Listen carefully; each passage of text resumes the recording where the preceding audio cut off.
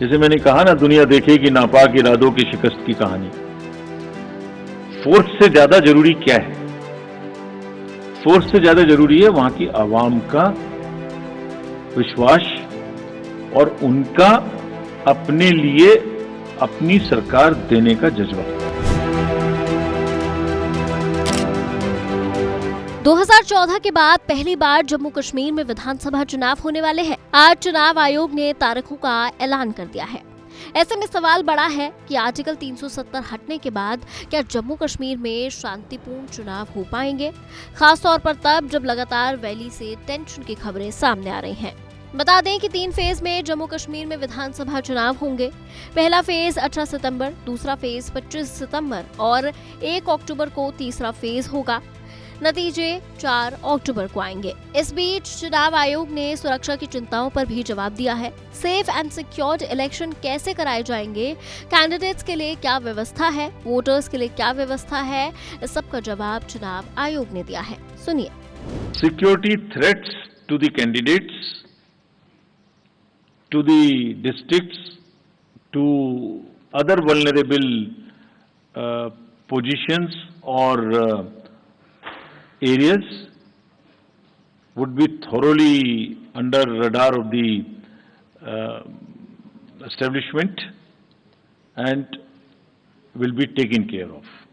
मुद्दा एक ही है।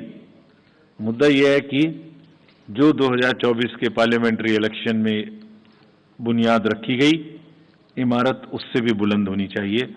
ये ही रिजॉल्व है। जम्मू कश्मीर में बीते 10 सालों में काफी कुछ बदलाव हो गया है। ये अब राज्य नहीं रह गया है, बल्कि केंद्र शासित प्रदेश बन गया है। लद्दाख का हिस्सा इससे अलग हो गया है और वो भी अब अलग केंद्र शासित प्रदेश है। लद्दाख का क्षेत्र अलग होने के बाद भी यहाँ विधानसभा सीटों की संख्या 87 से बढ़कर 90 हो गई है और अब यहाँ 6 साल की जगह 5 साल की सरकार होगी। यहाँ का राजनीतिक समीकरण बदल चुका है। पूर्व सीएम गुलाम नबी आजाद ने कांग्रेस से अलग होकर अपनी अलग पार्टी बनाई है। जाहिर है उनकी पार्टी भी इस बार के चुनाव में किस्मत आजमाएगी। पीडीपी और नेशनल कॉन्फ्रेंस जैसी पार्टियां जम्मू कश्मीर को पूर्ण राज्य बनाने की मांग कर रही हैं। पूर्ण राज्य न बनाए जाने के कारण उमर अब्दुल्ला ने चुनाव न लड़ने का फैसला किया है।